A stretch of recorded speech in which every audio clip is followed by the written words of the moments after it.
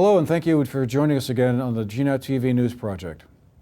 We're continuing with a series we're doing on opioids and the opioid crisis, hearing from ordinary Vermonters whose lives have been changed by the scourge of this disease. A few weeks back, Linda Joy Sullivan, the state representative from Dorset, came to us with a proposal to talk to 5 ordinary North Shire residents whose lives have been changed by their experience with opioids. She arranged for us to meet with these folks up at the Wilson House in East Dorset to hear their stories. She plans to introduce some legislation in the State House in coming months that will hopefully help out in terms of remediating this deep epidemic. Today, we're going to be hearing from Debra, who will tell us a little bit about how opioids changed her life. I'm here speaking on a disease that devastates families. I call it the other side of addiction. This addiction has affected my life for over 30 years.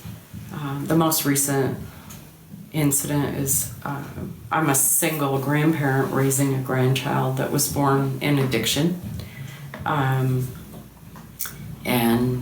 through the legal system and my daughter's addiction, her frequent breaking of probation, he is now with me in permanent guardianship.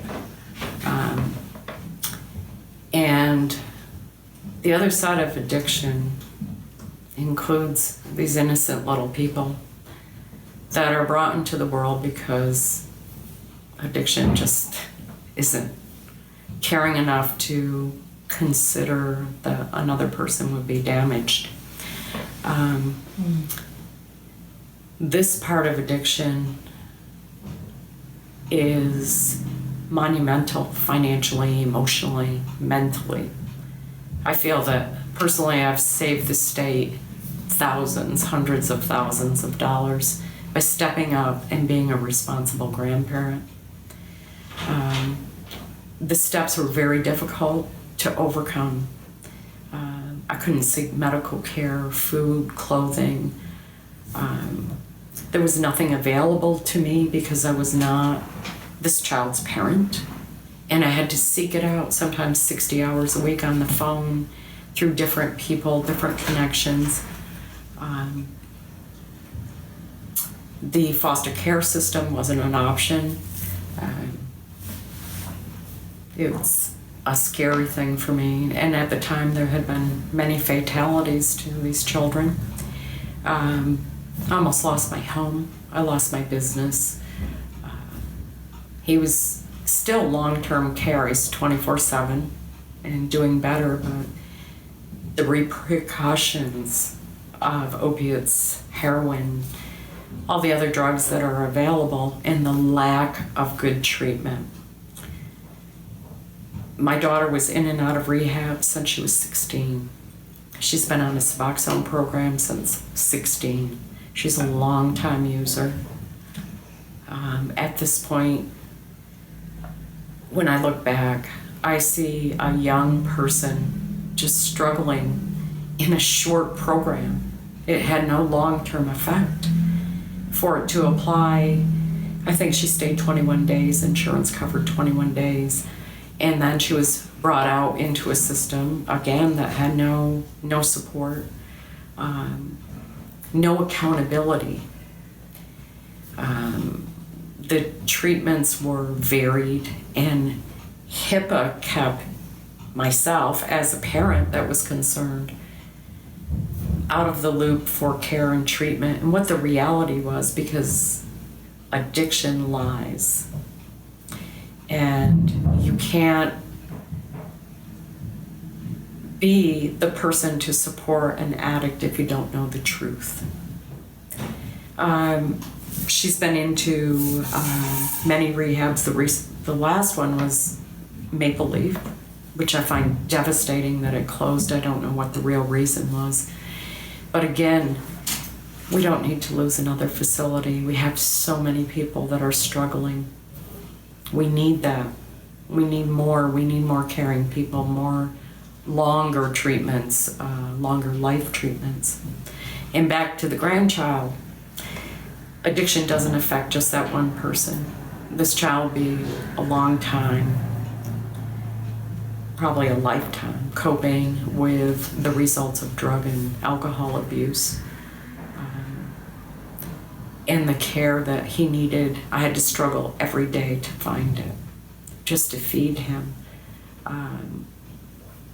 And being a captive on a system from the state is very difficult for me. But it is that difficult to attain the benefits and maintain them. Even at a retirement age, it's difficult to not have penalties with it. Being a homeowner is difficult in this system.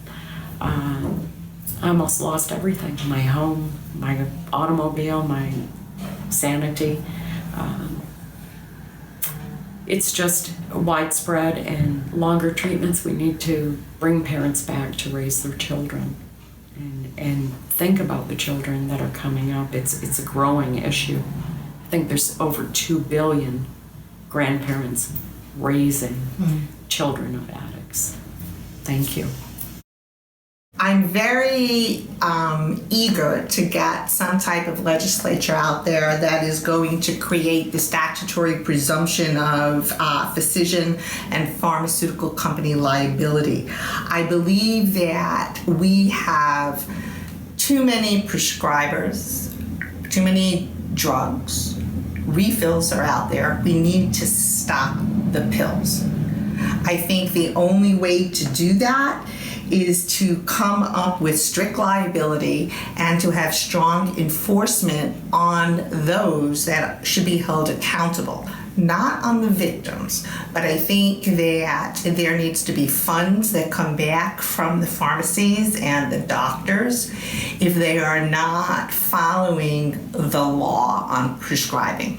I think that those monies should be used to go into education, but as I've said before, not just say no education. I believe that we need to have education where students, young students, are actually repulsed to touch drugs. They need to stay away from the bullying concept, from the gangs that are infiltrating the schools. I think that the governor has taken a strong step forward by saying this is an epidemic, it's in Vermont, and we need money and we need to do something, and I applaud that effort.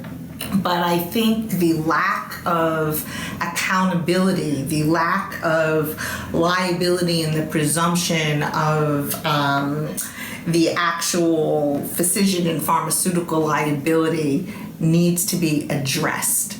I think we cannot let the doctors who have participated in some of our laws as it is, they have a conflict of interest. They have a buy-in into what they can prescribe.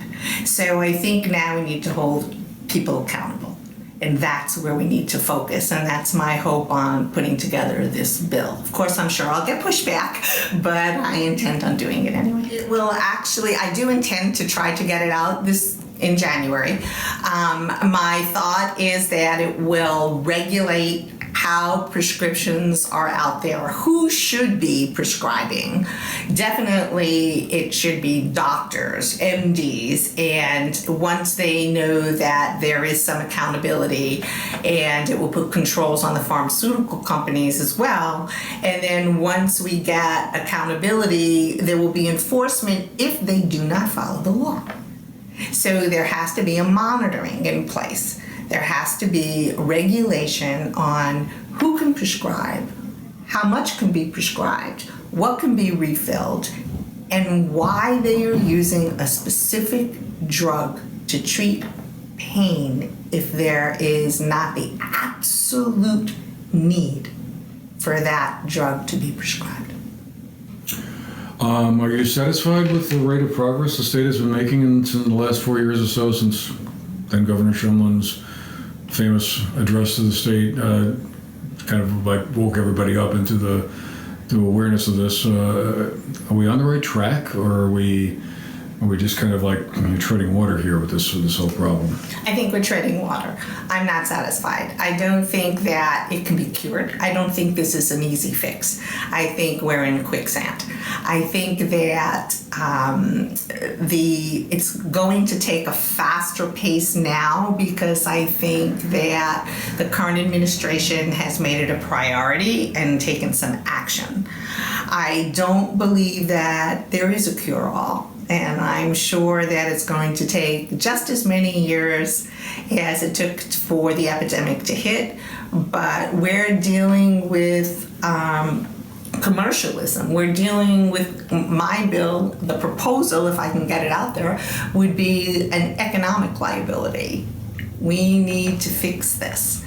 Am I happy about the progress? No, I think we've just taken the first baby step. And I think that awareness and victim input is important, but I think it's the professionals in the pharmaceutical companies that need to step up to the plate and insist for it to actually have any type of impact on a cure.